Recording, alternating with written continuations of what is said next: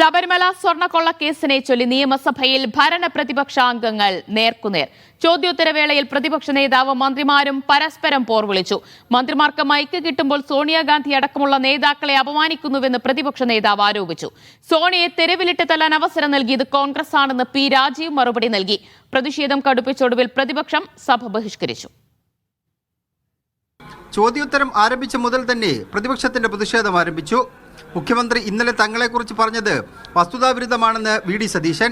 ഇന്നലെ സഭയിലുണ്ടായ പ്രശ്നങ്ങളെക്കുറിച്ച് ബഹുമാനപ്പെട്ട മുഖ്യമന്ത്രി വളരെ വാസ്തവവിരുദ്ധമായ ഒരു പ്രസ്താവന നടത്തി. ഞങ്ങൾ വാച്ച് ആൻഡ് വാർഡിനെ വടികൊണ്ട് അടിച്ചു എന്നുള്ള തെറ്റായൊരു പ്രസ്താവന നടത്തി. അദ്ദേഹം അത് പിൻവലിക്കണം. സതീശൻ പറഞ്ഞത് തെറ്റാണെന്ന് സ്പീക്കർ. ഇന്നലെ ആ ബാനർ കെട്ടിയ ആ കമ്പ് കൊണ്ട് തല്ലിയിട്ടുണ്ട്. ഞാൻ ആളെ പേര് പറയുന്നില്ല. ആള് പേര് പറഞ്ഞാൽ അത് ആ ബഹുമാനപ്പെട്ട അംഗത്തിന് ക്ഷീണമാവും. അതുകൊണ്ട് ഞാൻ പേര് പറയുന്നില്ല. പ്രതിപക്ഷ നേതാവിനെ നേരിടാൻ മന്ത്രിമാർ കൂട്ടത്തോടെ രംഗത്തിറങ്ങി. പാർലമെന്ററി മര്യാദകളെ കുറിച്ച് വലിയ ക്ലാസ് എടുക്കുന്ന ആളാണ്. 25 വർഷത്തെ പാർലമെന്ററി അനുഭവമുള്ളയാളാണ്. അദ്ദേഹത്തെ പോലൊരാൾ ഇന്നലെ ഇവിടെ നടന്നതിനെ മുഴുവൻ ഇന്നലെ ന്യായീകരിച്ചു. അതും മതി വരാതെ ഇപ്പോൾ വന്ന് വീണ്ടും ന്യായീകരിക്കുന്നു എന്നുള്ളത് ഈ ലോകം മുഴുവൻ കാണട്ടെ സർ. ഇതാണ് ഇരട്ടത്താപ്പ് എന്ന് പറയുന്നത്. ഞങ്ങൾ അഭിപ്രായം ജനതാല്പര്യമല്ല.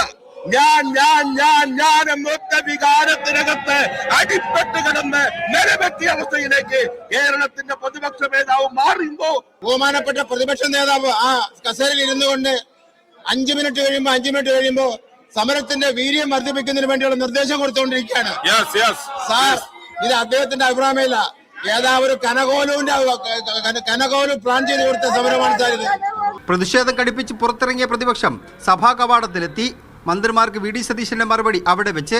5 മന്ത്രിമാരും അതിൽ 4 പേര് വ്യക്തിപരമായി എന്നെ അധിക്ഷേപിക്കാതെ എനിക്ക് വിരോധമില്ല.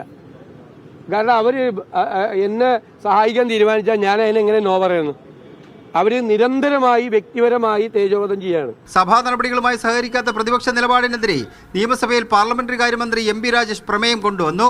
നിയമസഭാ തെരഞ്ഞെടുപ്പിന് മുമ്പുള്ള അവസാന സഭാ സമ്മേളനമായതുകൊണ്ട് പ്രതിപക്ഷ നേതാവിനെ ലക്ഷ്യമിട്ടാണ് ഭരണപക്ഷത്തിന്റെ നീക്കം മുഴുവൻ. ഈ സഭാ സമ്മേളനത്തിൽ പ്രതിപക്ഷത്തിനേക്കാൾ മേൽക്കൈ നേടാൻ കഴിഞ്ഞാൽ അത് തെരഞ്ഞെടുപ്പിനെ സ്വാധീനിക്കുമെന്നാണ് LDFന്റെ വിലയിരുത്തൽ. മീഡിയ 1 തിരുവനന്തപുരം.